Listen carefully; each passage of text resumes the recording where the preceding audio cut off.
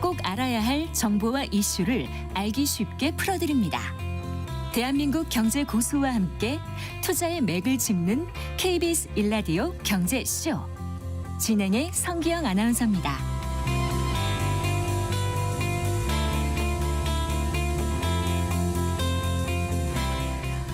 네 시 17분입니다. 오늘 오전 원달러 환율이 미국 관세 정책 불확실성에 1,480원대 후반까지도 치솟았습니다.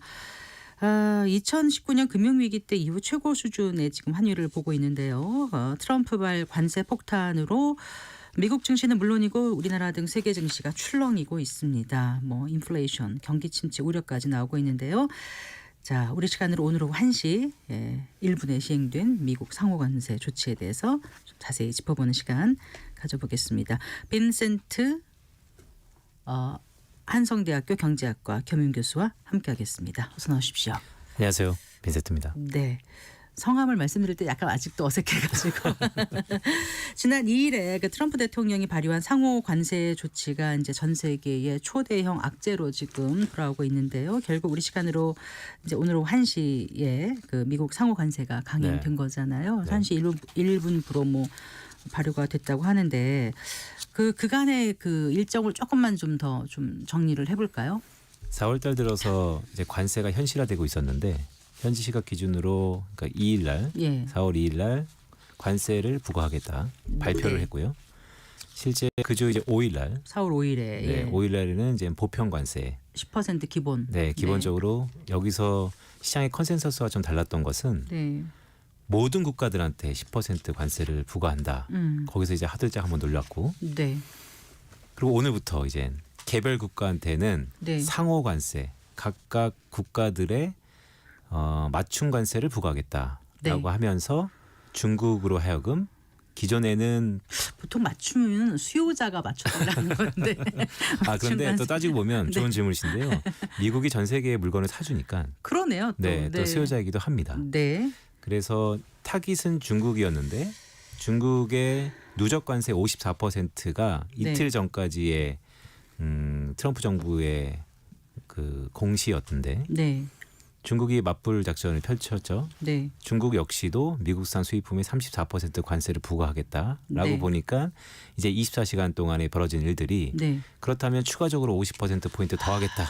그래서 우리 한국 시각으로 오늘 오후 1시 1분부터 104%의 누적 관세가 부과되는 초유의 사태가 벌어졌다라고 할 수 있겠습니다. 관세가 104%라면은 물건 하나를 팔 때 세금이 물건값만큼 된다는 뜻인 거예요? 아니면 무슨 뜻이에요? 시차가 있는데 가장 간단히 말씀드리면 중국산 아이폰 15만 원이었다면 조만간 30만 원 되는 것입니다. 그래서 지금 미국에서 휴대폰 사느라고 줄을 섰다는 뉴스도 들리지 않습니까? 네.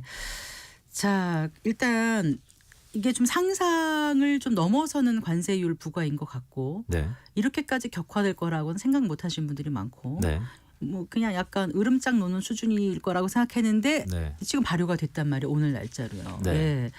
일단 각 나라에서는 협상단을 미국에 급히 파견해가지고 인하 방안도 모색했다고 하는데 아직까지는 지금 반영이 안 된 건가요? 안 된 거죠, 거의 대부분 국가가. 아직까지 안 됐고 오기 전에 제가 로이터 통신의 외신을 보니까 중국과 미국의 고위급 회담 가능성이 좀 더 있어 보이긴 합니다. 방금 전에 제가 확인한 건데 조만간 있을 것 같나요? 맞습니다. 그러니까 왜냐하면 그동안 트럼프는 언론에 많이 나왔었잖아요. 인터뷰도 많이 하고. 근데 시 황제 시진핑이 언론에 나오지 않고 있거든요. 그게 지난 1기 때와 좀 다른 점입니다. 지난 1기 때에는 맞불 작전을 펼치면서도 중국 몽이라 그래서 시진핑 주석이 전면적으로 맞대응하는 모습이었는데 올해는 이상하게 트럼프 대통령은 언론에 많이 나오고 있는데 물론 허니문 기간이기도 하지만 중국의 시진핑 황제는 언론 노출을 가득 꺼리고 있거든요. 그러다 보니까 중국에서 어떤 대응이 있을 거냐 지금 초미의 관심사인데 그것이 오늘을 기점으로 해서 하나 둘씩 가시화되지 않을까라고 보고 있습니다. 왜 이제까지는 시 주석이 나오지 않았었다고 보세요? 저 개인적인 생각이 좀 있는데요. 군부에 의해서 중국 그러니까 공산당 안에 있어서 자유롭지 않은 것 같습니다. 이전하고 달리. 네. 그러니까 중국에도 경제통이 있고 군부통이 있는데 경제통과 군부통을 시진핑이 전부 다 장악했던 지난 10년이 있었다면 네. 지금은 군부에 의해서 다소 자유롭지 못한 상황인 것 같습니다. 따라서 이 문제는 네. 상당히 정치적으로 격화될 수 있어서 네. 아직까지 대외 활동을 꺼리고 있지 않는가라는 개인적인 생각을 갖고 있고 네. 네, 이 부분들이 좀 더 가시화된다면 지금 금융시장이 극도의 공포감에 휩싸이고 네. 있거든요. 네. 악재는 나올 만큼 다 나왔냐라고 하지만 앞으로 나오는 관세 악재가 더 있습니다. 일례로 네.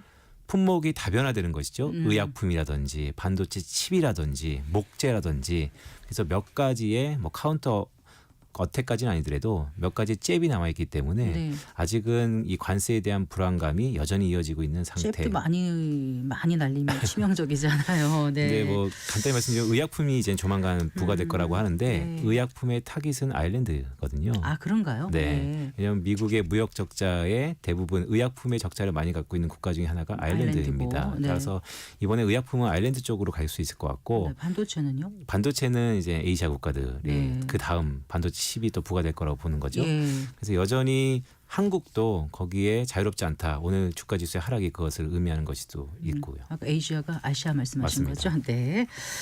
그래서 다른 나라들은 지금 계속 노력은 하고 있는데 아직까지 이렇다 할 뭐 협상 결과 나온 건 없고 받아들여야 되는 베트남 베트남은 같은데 좀 조기의 성과가 있을 거다. 대미 관세 낮추 0으로 한다고 맞습니다. 했잖아요. 네. 그런데 그것도 따지고 봐야 돼요. 왜냐하면 베트남이 그러니까 이제 무역 구조가 되게 복잡한데요. 네. 결국 관세라는 것은 최종재에 대해서 매기는 것이잖아요. 근데 베트남의 그 물건이 중간재가 전부 다 중국산이기 때문에 중국산에 부과된다면 결국 베트남 중간재의 가격이 올라가는 상황이라서 네. 이것이 트럼프가 경제통은 아니지 않습니까? 그래서 실제 이 관세로 인해서 정말 소기의 목적을 이룰 수 있을까? 실제 한 일주일 정도 됐죠. 미국에서는 이거 탄핵 얘기가 한국 얘기가 아닙니다. 미국에서는 트럼프 탄핵, 핸즈업, 손 떼라 이런 시위가 엄청나게 불만이 일어났었고요. 점점 커지고 있는 맞습니다. 것 같아요. 오히려 네. 5월 1일 날 예고도 하고 있습니다. 2차 시위도 할 것이다. 예. 뭐 심리적으로 압박감은 전혀 안 느낀다고 하면은 아니겠죠, 그건. 그래서 저는 뭐 짧은 인생을 살았지만 본인이 부담감을 느끼는 사람이 예. 빈수레가 요란하다. 네. 네, 그런 식도 있을 것 같습니다. 자, 일단 우리나라는 앞서 계속 뉴스에서 나왔습니다만 이제 방위비하고 관세를 패키지 딜로 가져가겠다고 하더라고요. 네. 네, 이 얘기도 좀 정리를 해주세요. 어떻게 하겠다는 건지요. 트럼프 1기 때를 좀 복귀해 볼 필요가 있습니다. 트럼프 1기 때 트럼프가 전 세계 방위비 그 국가의 국방은 본인이 책임져라. 미국이 더 이상 프리라이더를 가만두지 않겠다. 네. 무인 승차를 가만두지 않겠다. 그래서 소기에 방위비 지출이 있었었어요. 근데 바이든 행정부 때 그게 다시 원점으로 돌아가서 한국한테는 한숨 돌렸다라고 할 수 있는데 네. 그것을 다시 거두는 겁니다. 예. 100억 달러 정도 얘기 나오니까 1조가 훨씬 넘은 그런 규모인 거죠. 원화로. 네. 그래서 그렇다면 이제 딜이라는 건 기브 앤 테이크이니까 비즈니스라는 건 이제 한국은 관세를 부과하는 것 대신에 네. 방위비의 일정 부분을 지급하면서 상쇄할 거다라고 우리의 생각인데요. 근데 저는 여기도 동의하지 않습니다. 무슨 말씀이세요? 동의하지 않는다는 건요? 그건 한국 정부의 생각인 것 같고요. 예. 물론 트럼프 대통령이 협상의 근거로서 한국은 방위비 부담을 하면 관세를 조금은 낮춰줄 수 있다라고 하지만 네. 조금은 낮춰줄 수 있는 것이지 아예 베트남 같이 0%가 0%가 아니거든요. 네. 따라서 그래 한국이 방위비를 좀 부담하면 관세의 늪에서 좀 벗어나지 않을까라는 생각은 너무나 라이브한 생각이다라는 생각 갖고 있고요. 네. 오히려 계속해서 이 구조를 이해해야지 관세 대응에 우리가 어떤 전략을 펼치가 좀 더 중요해 보입니다. 지금 트럼프 2기가 관세를 왜 부과하는지 그 근원적인 트럼프 행정부의 목적 함수라고 하죠. 그 목적을 우리가 과연 이해하고 있는가 이 부분이 좀 더 중요한 목적이 포인트입니다. 말씀 나온 김에 얘기해 주신다면요. 네. 지난 트럼프 1기 때의 관세는요. 목적은 무역수지 적자, 그러니까 미국 입장에서 그것을 되돌리겠다. 타깃은 중국. 심플했었는데요. 물론 실패했죠. 이번 2기에서는요. 네. 표면적으로는 제조업의 일자리를 창출하고 다시 한번 패권을 가져오겠다라고 하지만 네. 이번에는 아까 말씀드렸던 것처럼 보편관세를 전 세계 모든 국가들한테 부과했잖아요. 그 의미는 뭐냐면 이번의 목적은 무역수지의 시정이 아닙니다. 그 이면에 있는 것은 미국이 현재 직면한 상황 중에 초유의 사태 중에 하나가 엑스데이트라 그래서 네. 미국이 디폴트 가능성이 높습니다. 네. 즉 세수 확충을 위해서 네. 관세를 통해서 그것을 확충하겠다. 네. 그 말은 그것이 되기 전까지는 계속해서 관세의 이 강경책이 이어질 거라는 것입니다. 네. 약간의 데이터를 말씀드리면 미국의 국채가 롤오버, 즉 만기가 도래하는 것을 계속해서 발행해야 되는데 네. 그게 상반기에 약 7조 달러 정도 됩니다. 네. 그중에 한 70%가 2분기에 몰려 있는데요. 네. 그렇다면 러프하게 한 5조 달러 정도의 재원 마련을 해야 되는데. 돈이 없습니다. 그래서 트럼프는 얘기하죠. 자기가 원하는 만큼 관세를 전부 부과한다면 네. 토탈리 6천억 달러 정도를 세수로 확충할 수 있다. 네. 근데 작년 기준으로 미국의 무역 적자 폭이 9천억 달러거든요. 네. 그러니까 그중에 한 3분의 2 정도는 충분히 메이크업 네. 보완할 수 있다라는 것인데 근데 그게 뭐 말대로 매겨져야죠. 어쨌든 산수적으로 보면 네. 엑스데이트라 그래서 미국 정부의 디폴트 가능성이 높아져서 네. 그 재원 마련을 위해서 관세를 부과하는 거다. 단순히 무역수지 적자가 해소된다는 것은 지난 1기의 문제였고 그런데 롤오버가 돌아오는 시간하고 지금 네. 관세를 부과해서 그걸 실제로 받아들이는 거하고 시차가 있어서 그게 맞습니다. 되나요? 맞습니다. 그렇기 때문에 예. 좀 더 강경한 대책으로 계속해서 가는 거고 단순히 서로 간의 보복 관세 관세율을 조율해서 이 문제가 끝나지 않는다는 것이죠. 근데 물론 그렇다고 딱 올해 뭐 6월달, 7월달에 지금 월가에서는 네. 올해 미국이 5, 6월달에 디폴트가 날 것이다. 다시 한번 2011년처럼 신용등 강등이 될 것이다. 그래서 다시 한번 국채 금리가 급등할 것이다. 여러 가지 썰이 있긴 합니다. 네. 하지만 또 그 안에 보완책도 있죠. 예산안이 없다로 가면 CI라 그래서 임시 예산안도 네. 또 편성하는 것이고요. 네. 어쨌든 녹록지 않은 상황에서 예. 트럼프 자체의 그 목적은 세수 확충, 네. 재원 마련을 위해서 관세를 끝까지 매길 것이다. 그러니까 처음에 생각했던 것처럼 우리가 흔히 말하는 나이브한 생각을 가지면 안 된다. 지금 맞습니다. 그 얘기를 해주시는 것 같은데. 목적이 완전히 지난 1기 때와 다릅니다. 그러면 지금 이렇게 금융시장 불안하고 이런 게 어느 정도까지 계속 갈 수도 있다고 지금 미리부터 준비를 해야 된다는 생각을 하시는 거예요, 교수님? 관세는 디폴트, 즉 네. 변수가 아니고 상수다. 자, 그 오늘 금융시장 보시면서 어떤 느낌 받으셨어요? 미국 시장하고 우리가 흔히 한국 시장, 국내 시장이 커플링, 디커플링 얘기가 작년에 꽤 있었죠. 네. 미국은 오르고 우린 떨어지고, 네. 미국은 떨어지고 우린 떨어지고. 네. 근데 지금은 완전히 동조화돼 있다. 미국이 떨어지면 우리나라 떨어지고요. 잠깐 어저께 희망 섞인 희망 회로를 잠깐 돌려보기도 했는데 역시 마찬가지다. 그래서 뭐 여전히 하단이 어딘지에 대해서 다양한 과거 통계들을 들이밀고는 있지만 투자의 심리는 극도로 악화돼 있는 상태입니다. 환율 문제를 좀 짚어볼게요. 지금 네. 심각합니다, 사실은요. 맞습니다. 환율만 놓고 보면 어디까지 상단이 열려 있을지도 모르겠어요. 상당히 열렸습니다. 예. 그런 핵심적인 결론을 좀 말씀드리면 지난 트럼프 1기 때 위안화의 향방이 지금 이 트럼프와 그러니까 미국과 중국의 관세가 합의될 거냐 아니면 파국으로 갈 거냐가 위안화의 향방에 달려 있습니다. 네. 지난 1기를 복귀해 보면 네. 2018년 2월 달에 트럼프 대통령이 예. 기울어진 운동장을 다시 한번 시정하겠다. 네. 관세를 부과하기 시작했습니다. 2018년 2월 달 네. 당시 중국의 위안화 환율이 달러 대비 6.2 시작했습니다. 2018년 2월 달 네. 당시 중국의 위안화 환율이 달러 대비 6.2 위안에서 2년 사이에 네. 7.2 위안까지 절하가 위안화 됩니다. 약세가 됐군요. 네. 위안화 약세 그 2년 동안 네. 미국과 중국이 서로 치열하게 싸웠습니다. 그러다 2020년 맞습니다. 2020년 결국은 2020년 1월 달에 1차 합의가 네. 있었죠. 네. 1차이자 마지막 합의였습니다. 2020년 1월부터 2년 동안 위안화 환율이 달러 대비 7.2에서 네. 6.2로 다시 안정권. 예. 지금 지난 1기를 복귀해 보면 네. 지금 치열하게 싸우고 있습니다. 역외환율이 간밤에 7.4 위안까지 터치했거든요. 그렇다면 이게 과거와 똑같은 레벨로 정의해 보면 그 위가 이제 뚫려 있어서 네. 이제 시작했기 때문에 달러 환율도 위가 뚫려 있을 것이다.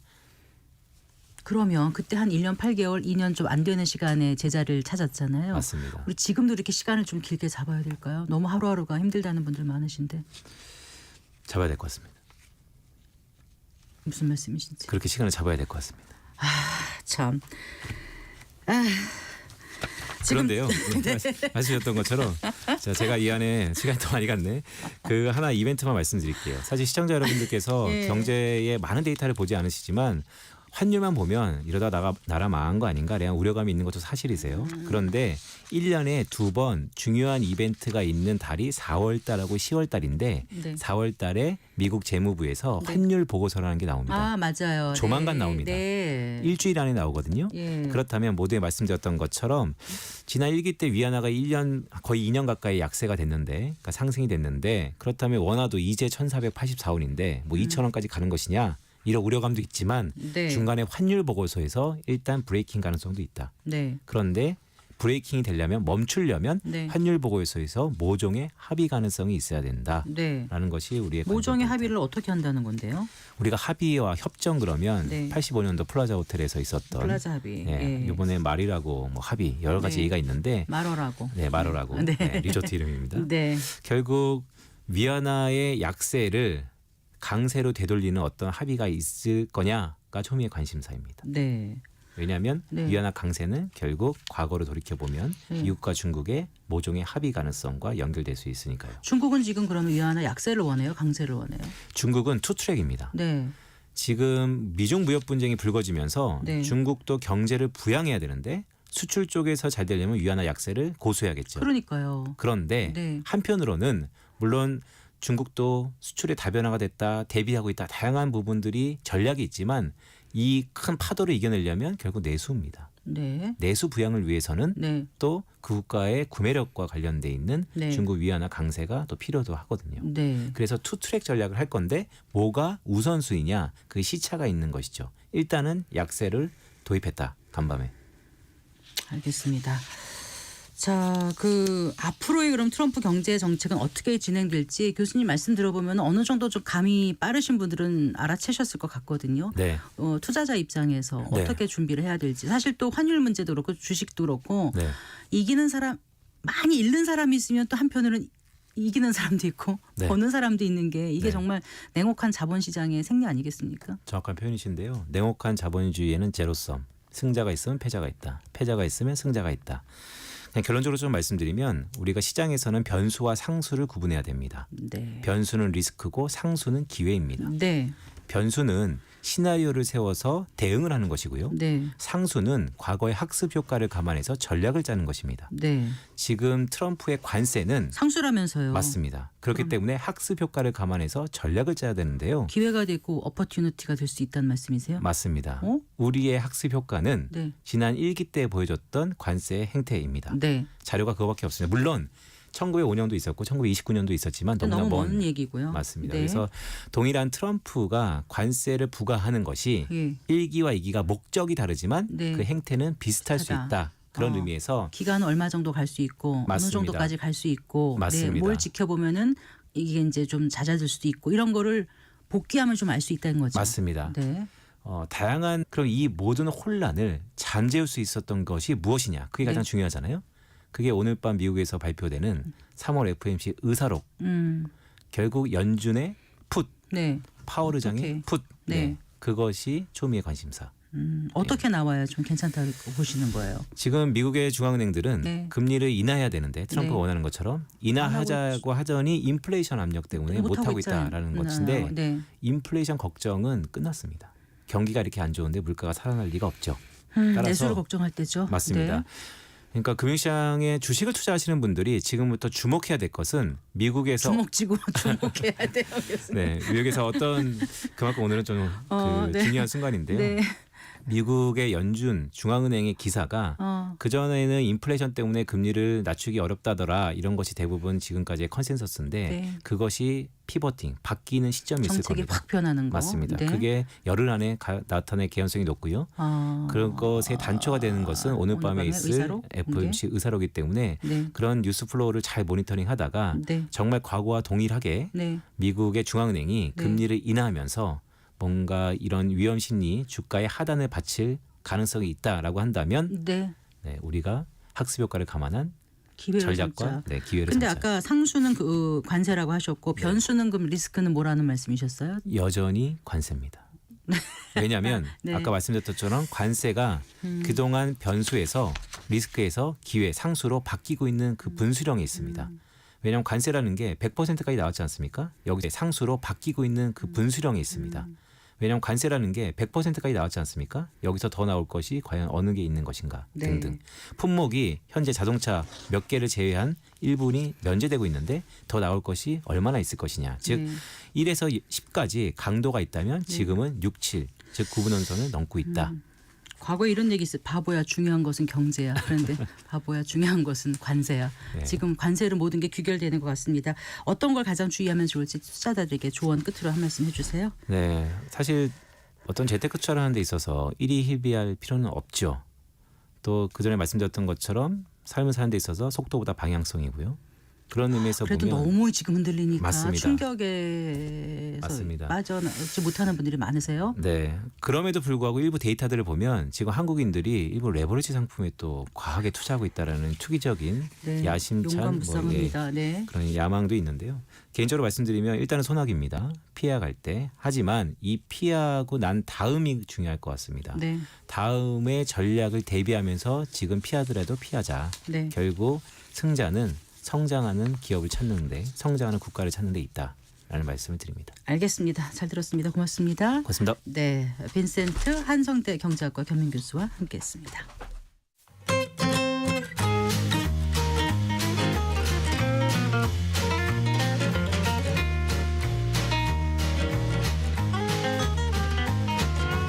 경제